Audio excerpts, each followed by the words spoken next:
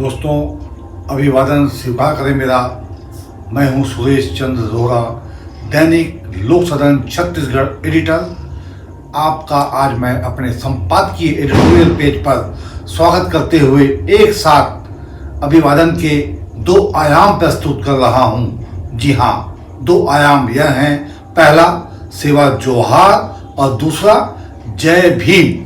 हम यह मानते हैं कि हमारे इस अभिवादन से आप समझ गए होंगे कि आज हम बहुजन समाज पार्टी और गोंडवाना गणतंत्र पार्टी, इन दोनों के संयुक्त गठबंधन के बाद छत्तीसगढ़ के उस परिदृश्य की चर्चा करने जा रहे हैं जिससे जहां कांग्रेस की चूल्हे हिल जाएंगी और दूसरी तरफ भारतीय जनता पार्टी भी भौचक है, क्योंकि दोनों ही पार्टियों के लिए बसपा और एक गोंडवाना एक महाकाल की तरह बड़ी ही मजबूती के साथ विधानसभा के समर में अंगद के पांव जैसे जब खड़े हो गए हैं, तो निसंदेह दोनों ही पार्टियां आज सत्ते के हालात में हैं।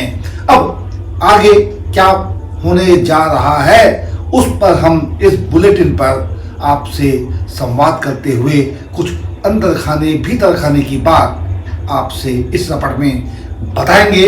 मगर उससे पहले आपसे हमारा विनम्र निवेदन है कि यह बुलेटिन पूरा देखने के बाद आप बहुजन समाज पार्टी और गोंडवाना गणतंत्र पार्टी के छत्तीसगढ़ गठबंधन पर अपना वक्तव्य अवश्य रूप से मंतव्य दर्ज करें, क्योंकि सवाल है छत्तीसगढ़ की राजनीति विकास के उन आयामों का जिससे आप सीधा जुड़े हुए हैं। साथ ही हमारे चैनल लोक सदन को आपसे विनम्र निवेदन है, सब्सक्राइब कर लें।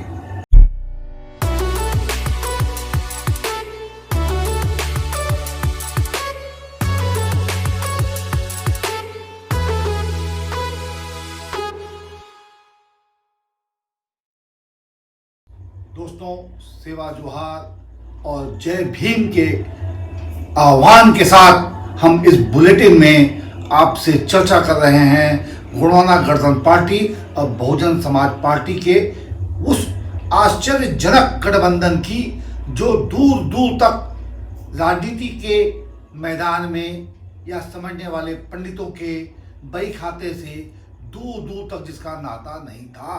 मगर हमने लगभग 3 महीने पहले इस बात का आगाज कर दिया था कि बहुजन समाज पार्टी और गोंडवाना गणतंत्र पार्टी अगर संयुक्त रूप से छत्तीसगढ़ में मैदान जंग में होंगे तो कांग्रेस और भाजपा दोनों की मुश्किल हो सकती है। दोनों ही पार्टियों के नेता सांसद में पड़ सकते हैं। और देखिए, आश्चर्य अब यही हुआ है। विगत सप्ताह गोंडवाना गणतंत्र पार्टी के महासचिव श्याम सिंह मरकाम ने रायपुर राजधानी छत्तीसगढ़ में यह आह्वान कर दिया है बसपा के यहाँ के छत्तीसगढ़ के प्रभारी के साथ मिलकर के एक पत्रकार वार्ता लेकर कि हम गोंडवाना 37 सीटों पर चुनाव लड़ने जा रही है और गठबंधन के तहत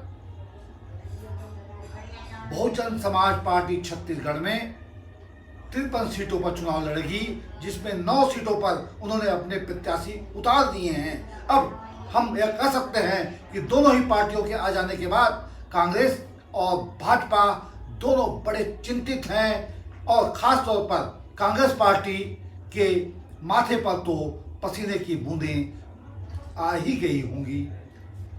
आपसे एक बार फिर अभिवादन के साथ विनम्र निवेदन है कि हमारे इस चैनल को आप अवश्य रूप से सब्सक्राइब करें और बुलेटिन आपने देखा पूरा, आपका आभार। अपना मंतव्य सब्सक्राइब करते हुए कमेंट बॉक्स में दर्ज करें।